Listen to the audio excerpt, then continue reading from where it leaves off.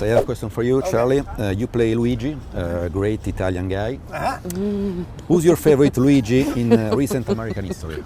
Recent American history?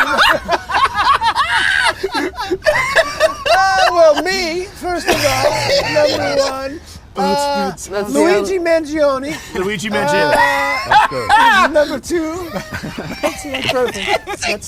That's what we want. That's what we want to thank you. Thank you so much. Thank you This so is going much. to be great return to me. God. Luigi Mangione, and I just said groom. All right, this clip is hilarious. Not just because my favorite show is It's Always Sunny, but because Charlie just couldn't refuse. A parody account on Twitter would even coin Day as the founder of dark woke comedy.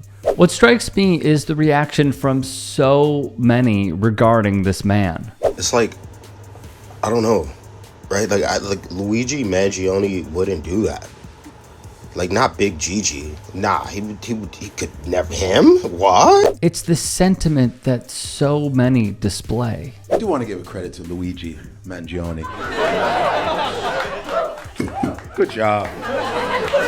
You know what's funny is nobody was really mad at Luigi, right? You notice everyone's like, well, it is what it is.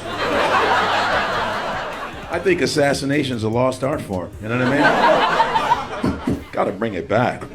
Bring it back, huh? The fact that he's Luigi Mangione, he's Italian, feels like a mob hit, doesn't it? Hey, Luigi, I need you to do me a favor. Love it.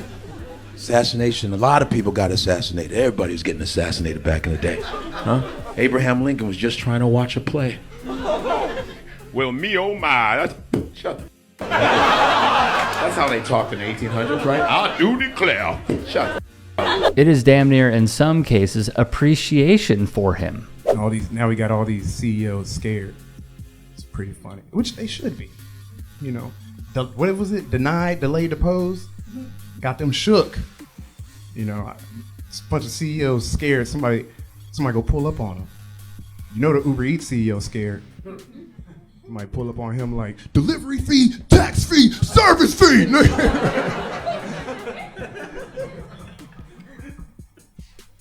They trying to gaslight us into caring.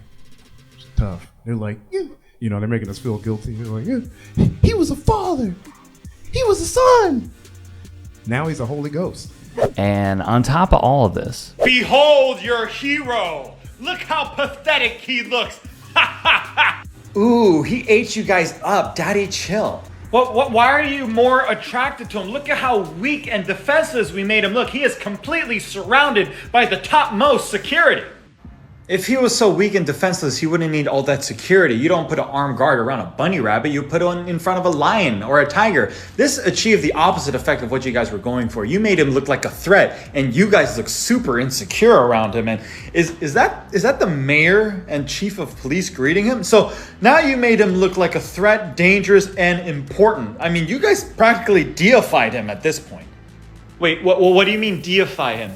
I mean, they were already making thirst traps of him, and this is just adding fuel to the fire. And yep, he's on Book Talk now. They found him. He's going to be on Wattpad. They're going to make an AI of his voice and make him say just the dirtiest things. And once the middle-aged women find him, it's over. It's insurrection. It's anarchy. there are so many who would share stories on top of stories on top of stories. This is Frederick Brennan. He's a little person with brittle bone disease. He estimated that he had broken his bones at least 120 times by the time that he was 19. He was removed from his father's custody along with his siblings at the age of 14, and according to him, he never received any necessary care for osteogenesis imperfecta, resulting in deformed limbs and extreme pain. In 2014, he was robbed of about $5,000, and that money was supposed to go to a new wheelchair. By the way, wheelchairs can cost up to $100,000. But when he went to go pick out somebody in a lineup, because of this crime, he was stranded at the police station because the accessible bus, never picked him back up. He was left stranded in the snow and later had to be treated for hypothermia, and eventually received a personal apology from the police commissioner. Now let's talk about how his pain radicalized him. Brennan was in favor of voluntary sterilization for disabled people, particularly those with inheritable genetic conditions. He was an active contributor to neo-Nazi websites across the internet. He created a hatred of his parents because of his constant pain. He's quoted saying, "I don't want to speak for everybody with a disability, but I hate being disabled, and I always have." Now you may be asking yourself, why does this random man have a Wikipedia page? Because he's a software developer and created 8chan, part of the reason why we have QAnon and therefore the Trump presidency. It's really important that we talk about somebody like a Frederick Brennan in light of Luigi Mangione, because the radicalization can go either way. And there's one core difference between a Luigi Mangione and a Frederick Brennan, and that is systems. What also struck a nerve with so many amongst the electorate was the reaction from not just conservative media, but also centrist lib media, and displaying just how out of touch they were. This was a murder designed to send a message to corporate America.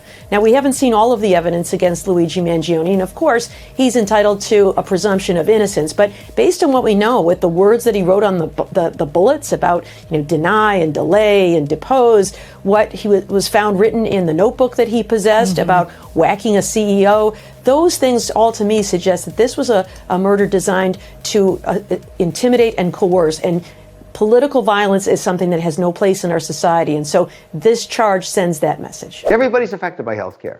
They should be coming out now saying, look, we get it. We have families too. We're people. We have children. We care about what you think about, and we're going to automate this process and make it better or do whatever they have to do. So when you appeal a case, it's not a delay situation. And if you have a valid claim, you get paid out. That's what insurance is supposed to do. But putting a fence around headquarters, hiring more security guards, that's all bad imagery, Wolf. It's all bad, and it's not the right answer. So if you're an executive, in interim management, United Healthcare, or any other health company, you got to read the room, Wolf. You got to read the room and realize right now that the public is turning against you. They are your customers, and they don't like it. Now, this poor man lost his life, horrific. But if anything good is going to come of this, it's going to be policy change, because you've basically got people lighting up their torches, just like in the Frankenstein story, and going to the castle, and they're going to burn it down. And you gotta hear that. A few voices, like former Majority Report producer Jamie Peck, would stand out. I do think to call this an act of terrorism is an insult to the intelligence of the American people. Terrorism is something designed to strike fear into the hearts of non-combatant civilians, right? The general population. Nobody but a tiny class of CEOs has been made to live in fear by Luigi's actions, but nearly everybody knows what it's like to live in fear of having a necessary medical claim denied. The fear of having your life ruined or potentially ended by a stack of medical bills. And I think in a system with so much violence that's directed from the top down, it should come as no surprise when violence begins to boomerang back from the bottom up onto the 1%. Also, I would like to remind you on the subject of terrorism, nearly 3,000 Americans lost their lives on 9/11, right? This is the largest terrorist attack this country has ever seen. An estimated 190,000 people are murdered each year by our broken healthcare system. That is the equivalent of 52 9/11s worth of deaths every year. Every single week, another 9/11 happens. So I gotta ask, who is the more prolific terrorist in this equation? Hey, I appreciate you watching. Now, if you can, please do become a channel member by going to youtube.com/TYTsports and clicking the join button. If that's too much for you, you can just go to tyt.com/join to become a member. It helps all of us out here at the Young Turks and keeps our network afloat. In addition, you could follow me on my socials on Twitter, Instagram, and TikTok. Appreciate the love. Have a great day.